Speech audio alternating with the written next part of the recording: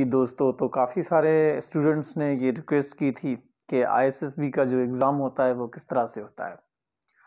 तो आप सबसे पहले ये माइंड में तय कर लें कि आप आईएसएसबी जानना क्यों चाहते हैं। क्या आपने कभी सोचा है आईएसएसबी के बारे में? जी, तो आज हम बात करते हैं आईएसएसबी के बारे में। तो आईएसएसबी जो होता है वो क्या होता है, वो एक एग्ज़ाम का बोर्ड होता है। जी, तो जो आईएसएसबी का फुल फॉर्म है वो है इंटर सर्विसेज सिलेक्शन बोर्ड, यानी कि वहाँ पर सिलेक्ट होते हैं ऑफिसर्स। तो वहाँ पर होता क्या है, किस तरह की टेस्ट्स जो होती हैं उसको भी हम कंप्लीटली एक्सप्लेनेशन के साथ आपके सामने रख देंगे। तो फिलहाल हम बात करते हैं कि किस तरह के जो लोग हैं वो आईएसएसबी जा सकते हैं।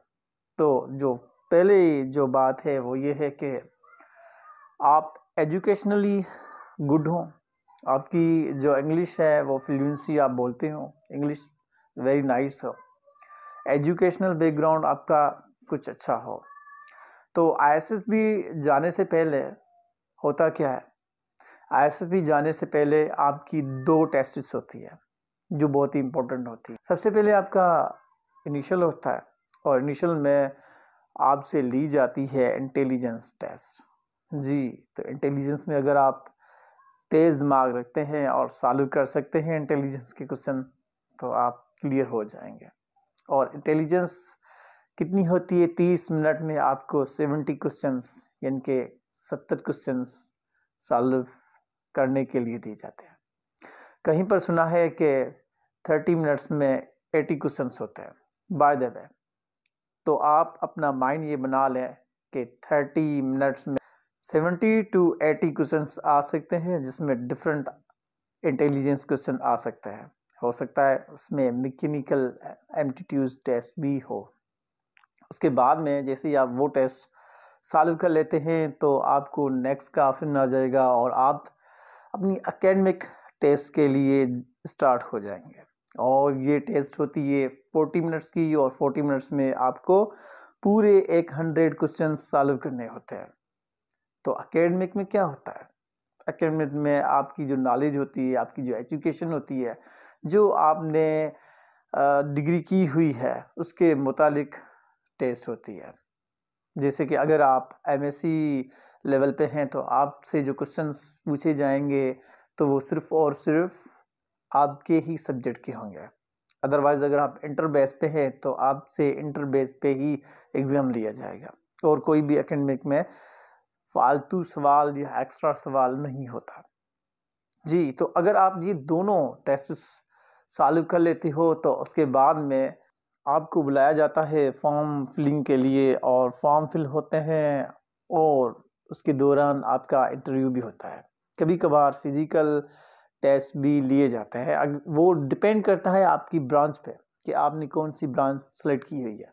सपोज अगर आपने एजुकेशन ब्रांच सेलेक्ट की है तो आपकी कोई फिजिकल नहीं होगी, पर अगर आपने सप्लाई या अदर कोई ब्रांच वेपन इंजीनियरिंग की सेलेक्ट की है या कोई और, तो फिर उस हिसाब से आपसे फिजिकल टेस्ट लिया जाएगा।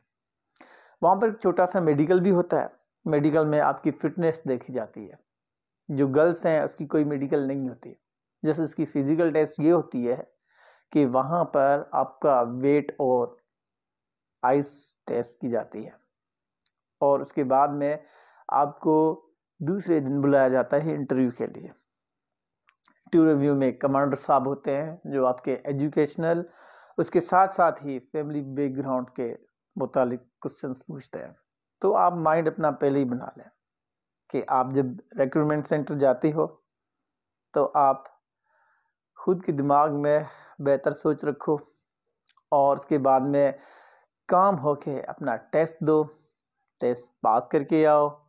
पास करने के बाद में हैप्पीली आप अगेन रेडी हो जाओ फॉर्म फिलिंग के लिए और उसके बाद में इंटरव्यू के लिए भी रेडी हो जाओ और उसके बाद में आपको अगेन बुलाया जाता है और अगेन आपसे डॉक्यूमेंट्स वेरिफिकेशन के लिए कहा जाता है। आप अपने डॉक्यूमेंट्स भी वेरीफाई कराने के लिए ले आते हैं और फॉर्म पे डिफरेंट ऑफिसर्स यानी कि गजेटेड ऑफिसर्स की वेरिफिकेशन होती है कि वो आपको जानते हैं।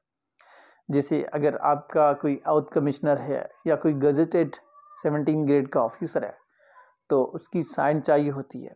आपके जो प्रिंसिपल साहब हैं या जो चेयरमैन साहब हैं आपके डिपार्टमेंट के, तो वो भी साइन देते हैं कि वो आपको जानते हैं और आपकी जो एजुकेशन हुई है वो उनके इंस्टीट्यूट से हुई है। और उसके साथ साथ ही एक और 17 स्केल पर्सन का साइन चाहिए होता है और आपके वालिदैन के साइन भी चाहिए होता है। वो सारा एक फॉर्म जो होता है वो आपको फिल करके और जमा करना पड़ता है रिक्रूटमेंट सेंटर पे। और रिक्रूटमेंट सेंटर पे आपको इंटरव्यू के लिए या सेकंड इंटरव्यू के लिए भी बुलाया जा सकता है। और उसके बाद में जो आपके डॉक्यूमेंट्स होते हैं वो जाते हैं हेड ऑफिस और वहाँ पर वो चेक होते हैं। चेक होने के बाद में वो कोहाट जाते हैं और वहाँ से ISSB का कॉल लेटर आता है। कॉल लेटर के बारे में किसी को बताया नहीं जाता, उस पर जो भी कुछ लिखा होता है वो करना पड़ता है। और फिर आपको जाना होता है कहाँ? ISSB के सेंटर पे। नेक्स्ट वीडियो में हम ISSB की बात करेंगे कि ISSB के सेंटर पे क्या क्या होता है। Thank you for watching.